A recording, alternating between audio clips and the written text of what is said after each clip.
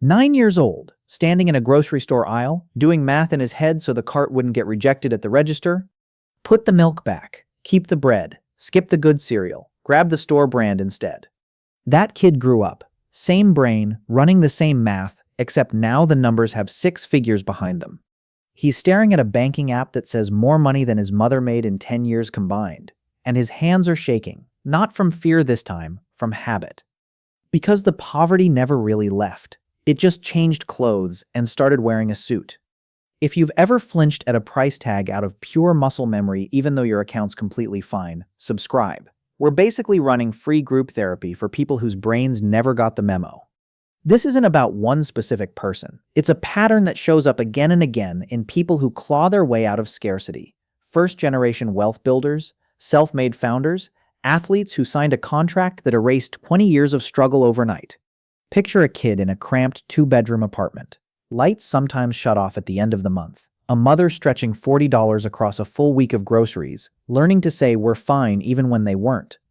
That kid learns fast, learns to read a room before speaking, stretch a dollar until it screams, spot danger 3 steps before it arrives. 15-20 years later, that same kid is running a company, closing deals, sitting in rooms worth more than the entire building they grew up in, surrounded by people who have never once wondered if the lights would stay on. The bank balance changed completely. The wiring underneath it did not. And that gap between what the brain was trained for in survival mode and what the bank account now actually holds is where this whole story lives, and where the real transformation has to happen, quietly over years, without anyone clapping for it.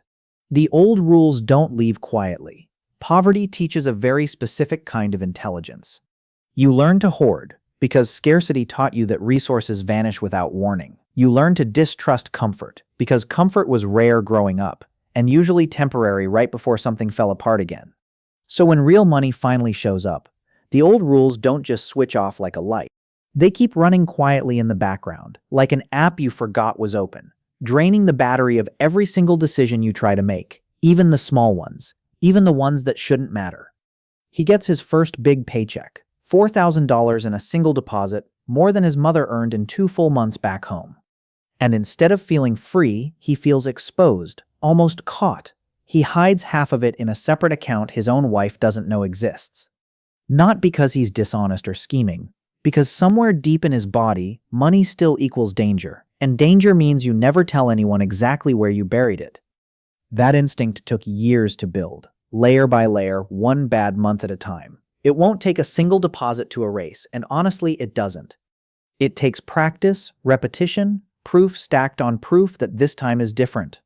He'll spend the next 2 years slowly opening that hidden account in front of her, just to prove to his own nervous system that safety doesn't have to mean secrecy anymore, one small confession at a time. Learning to spend without flinching. Here's the part almost nobody explains out loud. Genuinely rich people don't actually think about money more than everyone else.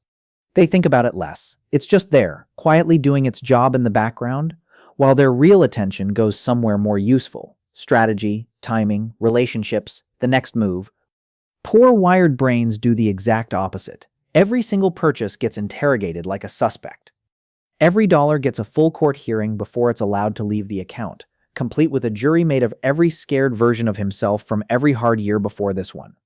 So the shift starts small, almost embarrassingly small. He buys a coffee without checking his balance first. It feels like committing a crime in broad daylight. He buys it again the next morning. Still feels wrong, still feels reckless, like he's tempting something. By the 3rd day, nothing. No spike in his chest, no phantom warning bell going off. The brain is slowly getting retrained, one insignificant purchase at a time, quietly proving to itself that the roof isn't about to cave in just because he bought a coffee without flinching first. By month 3, he can walk into a restaurant and order without scanning the right side of the menu for prices, and that weirdly feels like graduating from something nobody hands out diplomas for. The moment the math changes, then comes the bigger shift, the one that actually separates surviving from building something that lasts. He stops asking, "Can I afford this?" and starts asking, "Does this make me money, or does this cost me money?" Same $4,000 from earlier, sitting in that hidden account, doing absolutely nothing for him. Instead of keeping it buried, he moves it into an index fund he'd read about at 1 in the morning on a library computer years earlier, back when he had nothing at all to invest. It's a small move, doesn't feel dramatic in the moment, but it's the first time in his entire life that money actually worked a shift while he was asleep, earning while he did nothing but rest. That one decision, spend versus invest, consume versus build, is the real line between the two mindsets. Not the size of the bank balance, not the zip code on the lease, just what a single dollar is now allowed to do next, and whether it's working quietly for him or simply disappearing the way every dollar before it always used to. He starts doing the math on everything now. What a car actually costs over 5 years. What a subscription quietly bleeds out of him annually. What one smart decision compounds into a decade from now if he just leaves it alone. Where it gets uncomfortable. Family calls. Somebody needs rent covered by Friday. Somebody needs a car fixed before Monday's shift. And here's where the old wiring fights back the hardest, because in a poor household, money is communal by necessity. You share it, you don't hoard it. Hoarding gets you quietly labeled selfish by people who love you but are still drowning. Rich-minded thinking treats money like a tool with a specific job, not an emotional obligation owed to everyone who happens to ask. He says no for the first time in his life. Not out of cruelty, not out of coldness. Because he finally understands that constantly plugging other people's holes means his own boat never actually gets built, no matter how many hours he puts in trying. His aunt calls him different, says success changed him completely. It didn't change him. It just made him stop bleeding money out of guilt. And that one uncomfortable boundary will probably do more for his future than any single investment he'll ever make in his life, even though it costs him a relationship or two along the way.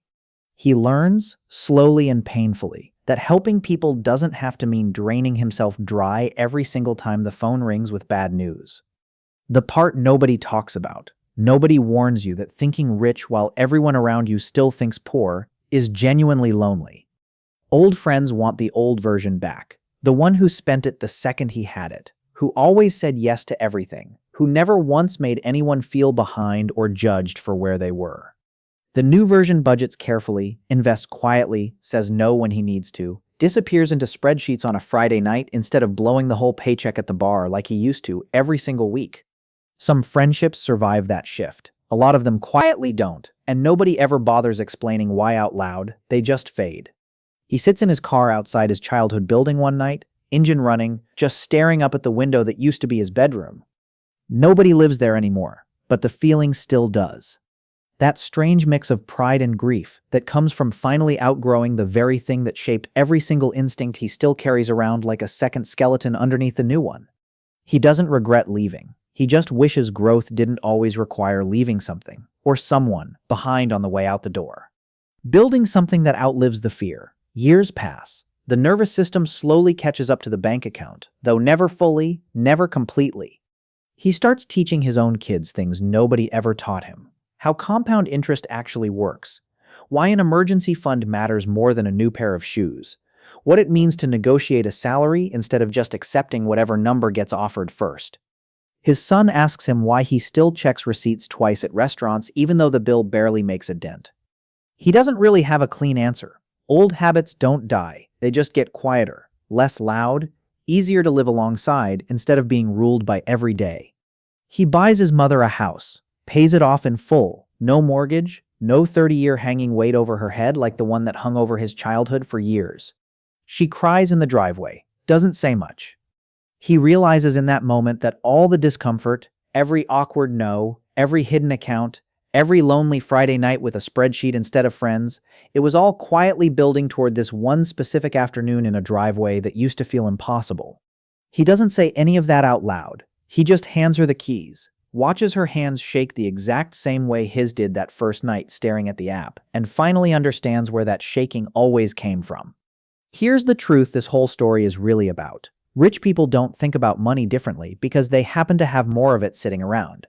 They have more of it, eventually, because they started thinking about it differently first, often long before the money ever actually arrived.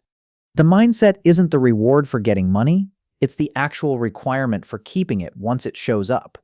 Most people who inherit wealth without ever installing that mindset lose almost all of it within a single generation, no matter how much they started with. Most people who install the mindset first, even starting from absolute nothing, keep building no matter how many times life tries to take it away from them again. Money is just the scoreboard. The mindset is the actual game being played underneath it, quietly, long before anyone else notices the score changing at all, and long after everyone stops paying attention to how it happened in the first place. So no, the cramped apartment didn't make him. The mindset did. The apartment just gave him no other choice but to build one from scratch, one uncomfortable decision at a time, one silent no at a time. Funny how the exact thing that almost broke him completely ended up being the training camp for absolutely everything that came after it. If you grew up checking price tags twice, and now you're out here accidentally building real wealth like it's just your part-time job, subscribe? We've got a whole series on people who escaped scarcity and somehow forgot to tell their nervous system the good news.